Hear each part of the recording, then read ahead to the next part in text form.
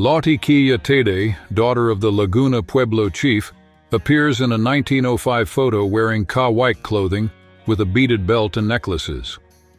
The Laguna Pueblo village is in the semi-arid west-central region of New Mexico near Albuquerque.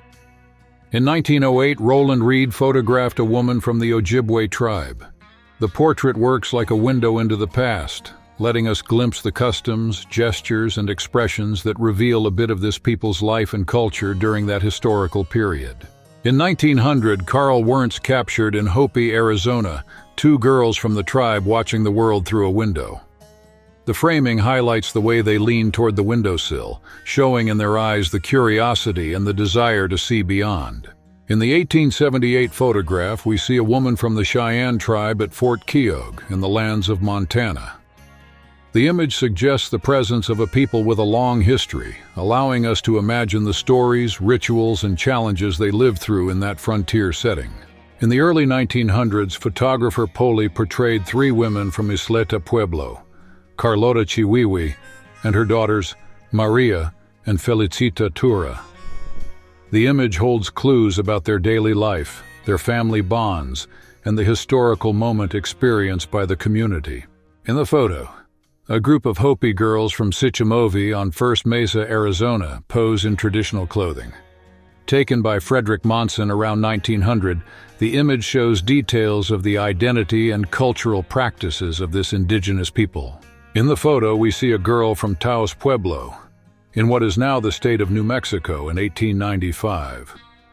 The image reveals aspects of daily life and the long history of her community, giving us a glimpse of traditions, ways of dressing, and the environment she lived in. The image shows a young woman from the Kiowa tribe, photographed in 1892. Her clothing and expression suggest aspects of her people's cultural identity and social relationships, offering a snapshot of Kiowa daily life during that historical period. The photo shows a woman from the Spokane tribe in 1897. Taken by Frank LaRoche, the scene works like a window into the past, allowing us to see traces of her life, clothing, and presence in her indigenous community. The photo portrays the so-called corn spirit, represented by a Pueblo woman, possibly from New Mexico in 1904. The scene highlights the strong connection between this community and corn, a central element in their rituals and cultural traditions. In 1900, Carl Everton Moon traveled through Native American communities with his camera, determined to document ways of life and traditions before the presence and interference of the Western world erased those traces of original culture. In the 1880s, a photograph of a Taos Pueblo woman shows details of her life and her community. Clothing, posture, and expression offer a rare and direct portrait of indigenous presence in a territory undergoing change. Also in the 1880s, Marcia Pascal, who was partly of Cherokee descent and the daughter of Officer George Pascal, grew up amid intense social and political changes in the United States, becoming a living symbol of those transformations.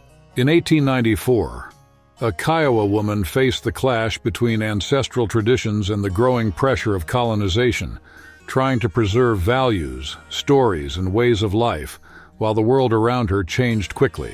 In the year 1900, the image of a young Native American woman in traditional clothing captures a moment of cultural continuity, revealing in her gaze and her adornments the strength of indigenous identity amid historical change. In 1899, Frank Reinhardt's camera captured Hattie Tom, an Apache woman in a rare portrait that crosses time and reveals features, posture, and presence, reminding us how photography keeps living fragments of collective memory.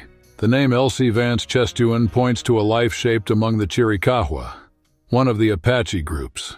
Mentioning her brings back echoes of a history marked by resistance and by the changes imposed on that indigenous people. In 1886, Lizzie Longwolf worked as a performer in Buffalo Bill's show, part of the world of large traveling spectacles.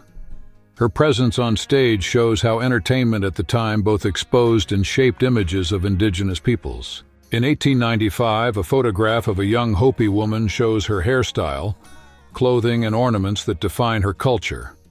In the framing, we notice details of her face and posture, subtle clues to her identity within Hopi traditions. In 1899, Frank Reinhardt photographed Hattie Tom from the Chiricahua Apache tribe. In the portrait, her features, the way she looks at the camera, and her clothing appear clearly, revealing practices and knowledge of the Chiricahua people. Dated 1886, the photograph shows Isabel Perico Njadi, a Chiricahua Apache prisoner of war, in the midst of captivity, symbolizing a time of violent clashes and tense negotiations between indigenous peoples and colonizing forces.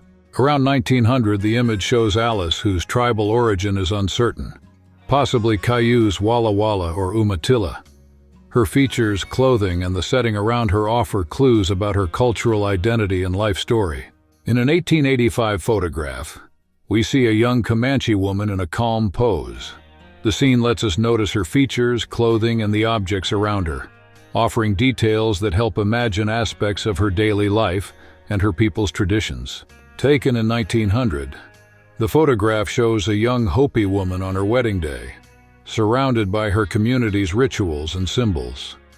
Her carefully crafted clothing reveals the strength of art, memory, and family bonds. In the 1886 photograph, Julie Nelson appears in the typical clothing of the time in a pose that draws attention.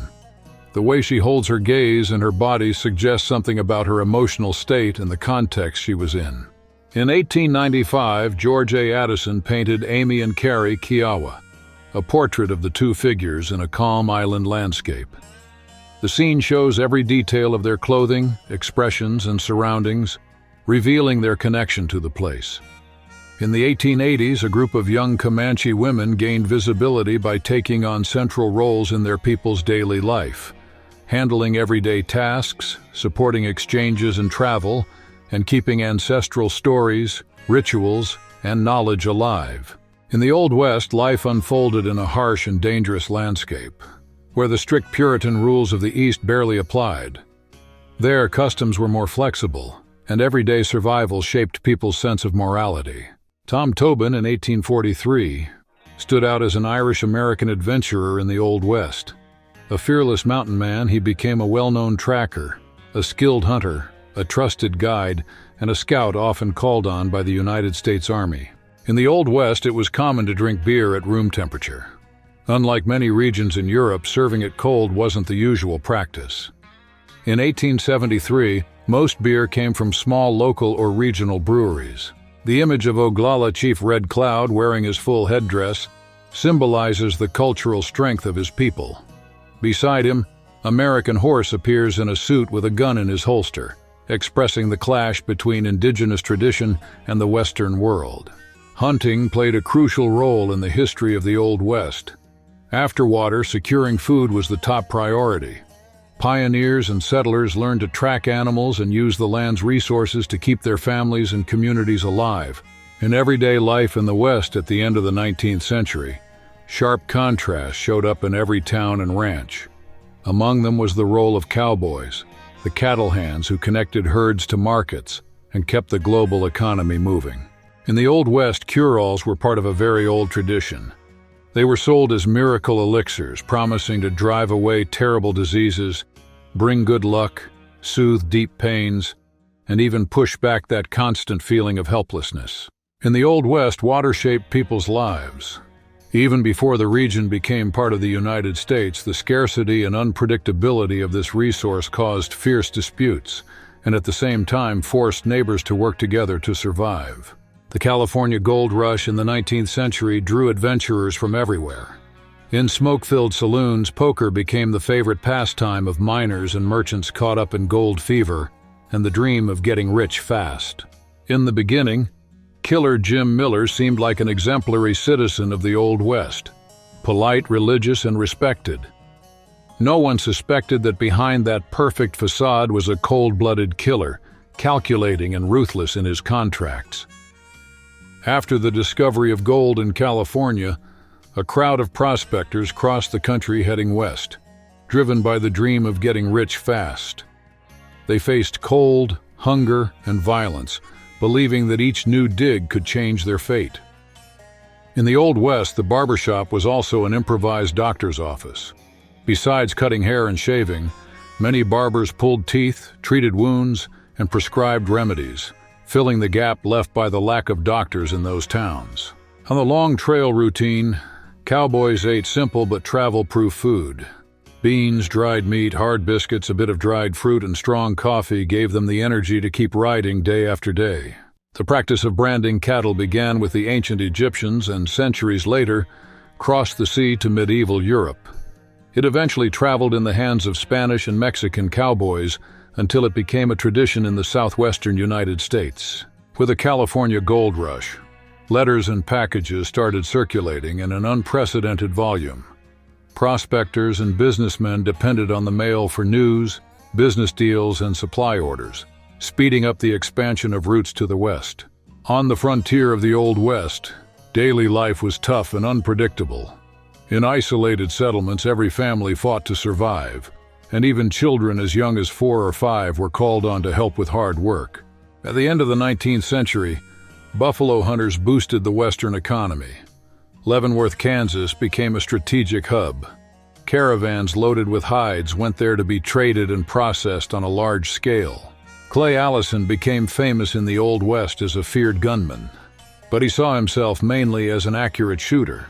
With his 6-shot revolver always within reach, he showed a rare skill that turned him into a legend in frontier towns. Horse culture among the indigenous peoples of the plains grew stronger after the Pueblo Revolt in 1680. When they expelled the Spanish from New Mexico, the natives seized thousands of horses and livestock, changing their way of living and fighting forever. On the move westward, pioneers and cowboys always carried coffee as a road companion. Among cowboys, the habit was almost a ritual. The fire lit, the water boiling, and the strong drink giving them the energy for another long day's journey. Roy Bean, born around 1825 in Mason, Kentucky, left home at age 15 to follow his brothers west. He lived like a nomad, moving from place to place, facing risks, and taking any job that kept him on the road. The art of roping cattle in the American West was born from the meeting of Spanish conquistadors and Mexican vaqueros with Texas cowboys in the 18th century, creating a shared culture around handling livestock. The Old West holds a special place in the American imagination, especially in the Midwest. Books and movies turned the region into a setting for adventures, the settlement of new lands, conflicts, losses, and constant reinvention. Anna Emmeline McDooley, known as Cattle Annie, emerged in the Old West as a young outlaw. Alongside Jenny Stevens, Little Britches, she took part in robberies, helped criminal gangs, and challenged the law while still in her teens. Before the discovery of gold near Denver in 1858, Colorado grew slowly and without much interest in building railroads. The gold rush changed everything. Rail lines cut across the territory and sped up settlement, commerce, and the state's economic power. For almost 2 centuries, the Texas Rangers have served as a security force in Texas, patrolling the long frontier and protecting settlers from conflicts, attacks, and other risks that shaped the state's early years.